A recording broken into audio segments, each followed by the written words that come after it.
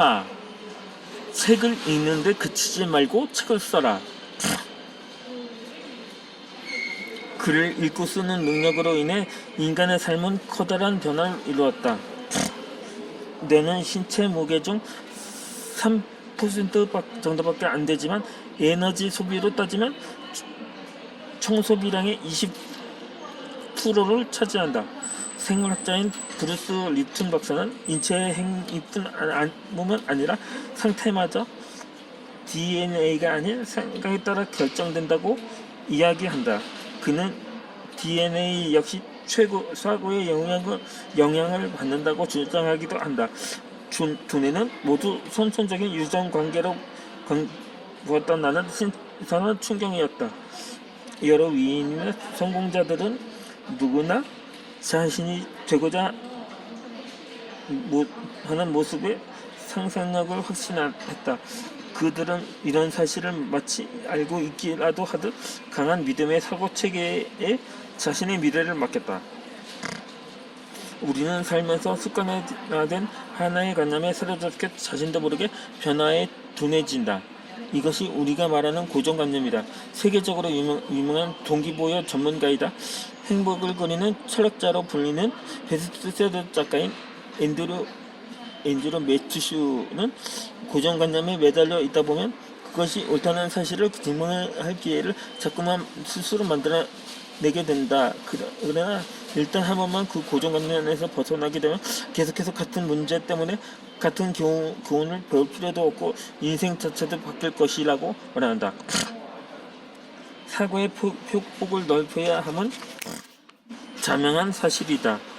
독서의 중요성을 말하지 않더라도 내 삶의 부족한 부분을 형성할 수 있는 직접적인 영향에 놓인다면 마치 감기에 걸려 약을 먹어야 하듯 즉각적인 반응을 보일 것이다. 나는 독서의 중요성을 누구도 묻지 않게 보면서 느끼며 살았다. 그런 내가 독자에서 저자의 눈으로 바뀌어갔다. 바로 글을 쓰는 작가로 변모한 것이다. 하루에 한 권씩 독파하는 소위 독서관들이 많다. 나는 그들에 비하면 보잘것없는 양의 독서다. 하지만 많은 양의 독서보다 깊이 있는 독서를 통해 삶에 적용하라는 노력이 중요하다. 보다 나은 미래를 위해 살아내는 힘의 에너지가 독서라고 생각하기 때문이다. 나는 한책점 김태관 대표님을 통해 글을 쓰기 시작했다. 그는 1000명의 평범한 사람들을 작가로 만들었고 250권의 책을 펴냈으며 16권의 초중 고등학교 교과서에 글이 수록될 만큼 책 쓰기의 구도다.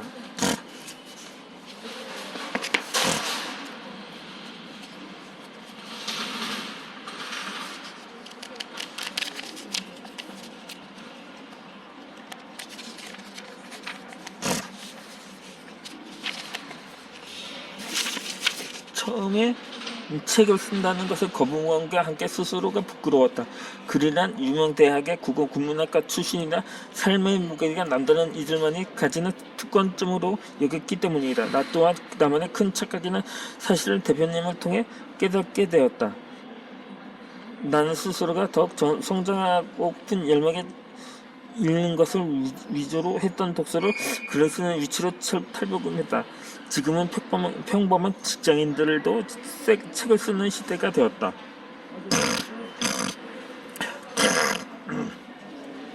나혜정 작가의 하루 한 권 도서법, 윤정한 작가의 영혼으로 시작하는 짠순이 재테크 습관, 김경희 작가의 자꾸만 미안해하지 않기 위해 시작한 엄마 공부, 서경선 작가의 죽을 때까지 행복하게 사는 인생의 기술, 김우창 작가의 청년 백수에서 억대 연봉 콜센터 친당이 된 비결, 허윤 작가의 퇴근 후 1시간 은퇴 수업 등 많은 책에 사회생활을 하며 동시에 글을 쓰는 작가이기도 하다.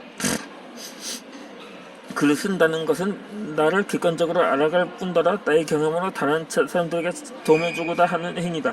평범한 내가 작가로서 나의 경험을 쓰고 있다. 글을 쓰게 되니 기존보다 높은 의식 수준을 갖게 된다. 또한 보다 전문성에 근거해 자료를 찾고 요약과 정리를 해야 한다. 이러한 일련의 작업을 통해 스스로 부족하다고 느낀 부분을 찾고 노력하게 된다. 편하게 읽던 글 한 문장이 작가의 위치에서 쓰고 지우기를 반복하게 만드는 고된 이름을 새삼 깨닫는다. 최근에 앞으로 다가올 4차 산업으로 인공지능의 시대가 펼쳐진다고 한다. 기계 가공을 하는 주변의 인공지능에 관해 이야기하면 남의 나라 이야기하듯 한다. 정작 그들은 앞으로의 일에 심각성을 두지 않는데 나는 생각이 다르다. 준비하지 않으면 때가 되어 허둥대고 방황한다. 문제는 젊은이들이 느끼는 일과 관련된 방황은 금세 배우거나 익숙해지면 제자리를 찾을 수 있다. 하지만 중년을 넘어가는 나이 지긋한 어른들의 방황은 쉽게 제자리를 찾지 못한다. 기계 가공을 하며 소재의 특성에 맞는 공구와 절삭 조건을 맞춰가며 변형으로 인한 경험치를 더해 최소한의 분량을 끌어내야 한다. 현재까지 인간의 경험을 위주로 가공을 이끌어가고 있다. 아직은 경험을 통한 가치를 높이 평가하고 있는 것이 현실이다. 그래서인지 모두 4차 산업의 형태를 크게 느끼지 못하고 있다. 기계를 배우려는 젊은이들도 가상 속 스마트폰 게임에 저장 잡힌 채 하루의 시간을 낭비하고 있다. 현재 40대 중반을 넘기는 많은 직장인은 하나같이 4차 산업의 대중화에 이르기까지 본인들이 숨쉬고 있는 시대에는 오지 않으리라 여기고 있다.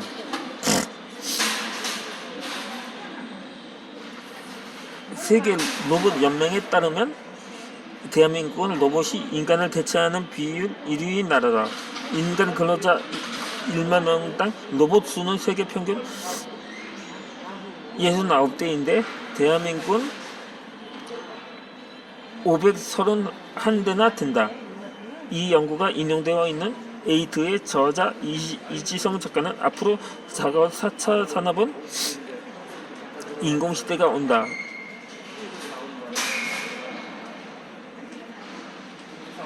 AI에 대한 대비로 인간 고유의 능력, 즉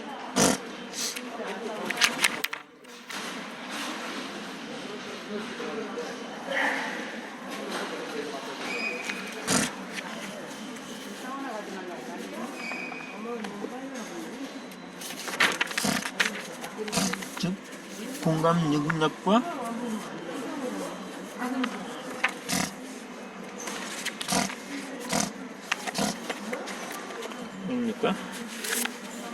창조적 상상력을 갖춰야 한다고 말한다.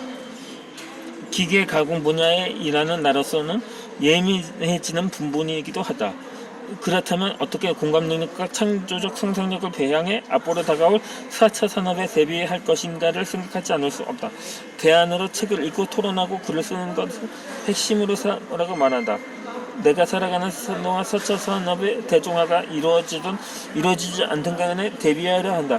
더불어 나를 드러내고자 해서 글을 쓴다. 내가 독서를 즐기지 않았다면 어느 사람들처럼 기계 가득공에게만 매달려 하루를 보냈을 것이고 내 책을 쓰겠다는 열망조차 없었을 것이다.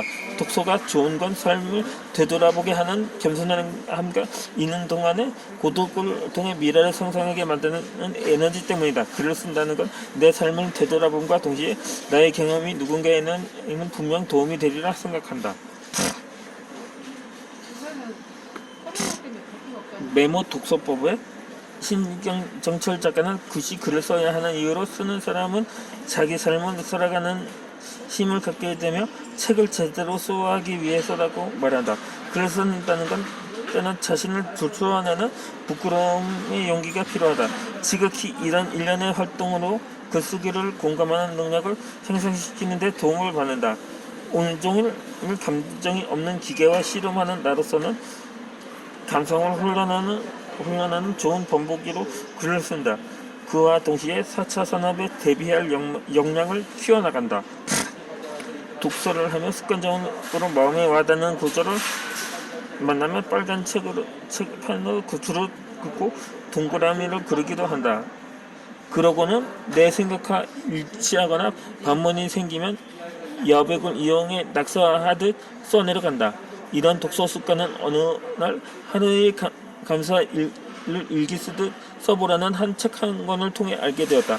제니스 케플런의 감사하면 달라지는 것들의 책을 읽으며 하루의 사소한 일들마저도 감사하는 마음으로 하루를 마무리하면 삶의 행복도는 높아진다. 작은 것에 만족하지 못하는 자는 어떤 것에도 만족하지 못한다고 에피쿠로스가 말했듯이 하루를 살아가며 긍정의 끈을 부여잡고 행복을 유지하는 가장 손쉬운 방법은 감사함이다.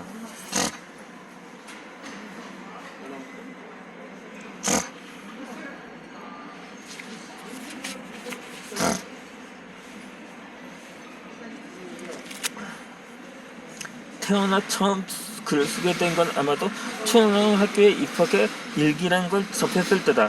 그리고 직장을 다니는 사회인으로서 매일 이어지는 회의에서 할 일을 기록하는 메모 외에는 글을 쓸 이유도 목적도 없었다. 비로소 나의 감정대로 글을 쓰게 된 건 매일 감사일기를 쓰기 시작하면서다. 감사일기를 통해 나의 목표와 다짐을 글로 남기는 습관도 함께 가지게 되었다. 글을 쓴다는 건 머릿속의 내용을 정리 요약해 확신하게 만드는 이식과도 같다. 지금은 내가 겪은 많은 일을 글로 남기고 있다. 평범한 많은 이들이 자기의 삶을 글로 펼치며 작가의 길을 가는 걸 보면서 나 또한 드러내고자 하는 욕망이 일었다. 비록 대단한 삶을 살지 않았지만 나의 경험과 노하우를 독자들과 함께하고 나를 세상에 알리고 싶었다. 의식 변화의 중요성을 강조하며 지금까지 뿌리 박혀 있던 가장 보편화하고 현실적인 의식을 버려야 함을 깨우쳐준 한 책협의 김태관 대표님이 아니었다면 글을 쓴다는 건 언간센시 생각도 못할 일이다.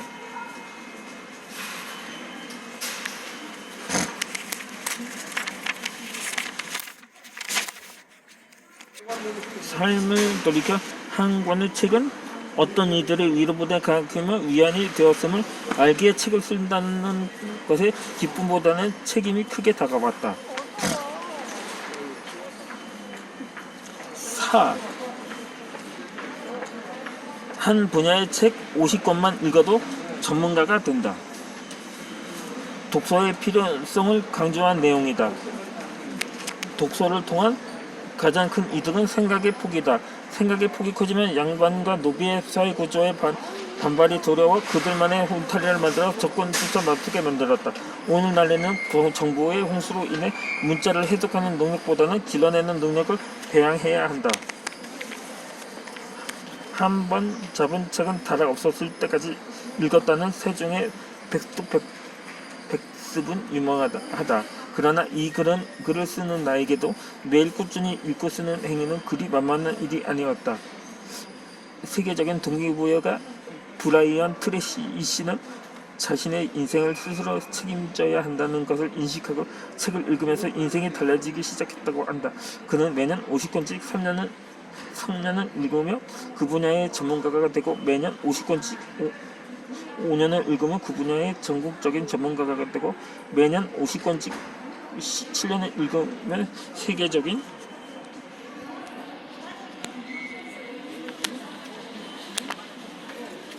전문가가